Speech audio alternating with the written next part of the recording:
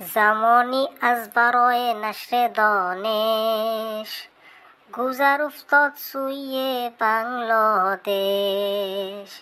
فرودگاهش که با نام زیا بود، زیا هم مدتی چون پادشاه بود.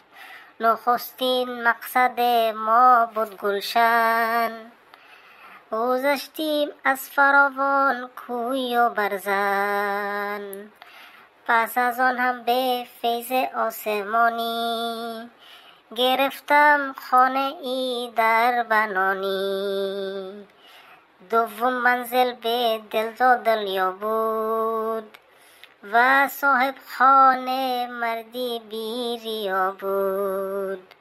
شروع شد کارها از صبح فردا، کلاسا درس دانشگاه داکا.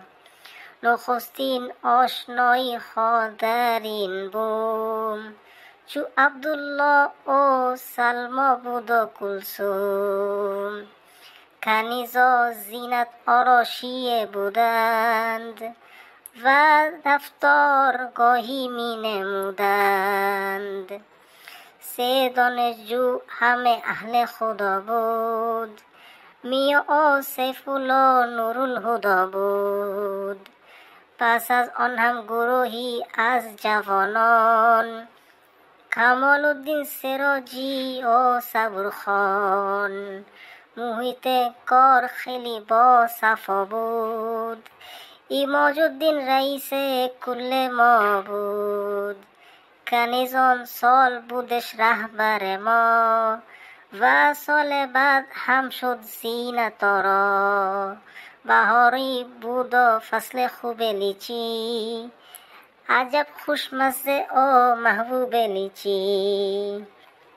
پس از آن انبه هم آمد به بازار، تمام خوردنی ها شد دل آزار. به هر سوی تمامی رهنمون بود، سراسر انبه ها گونه گون بود.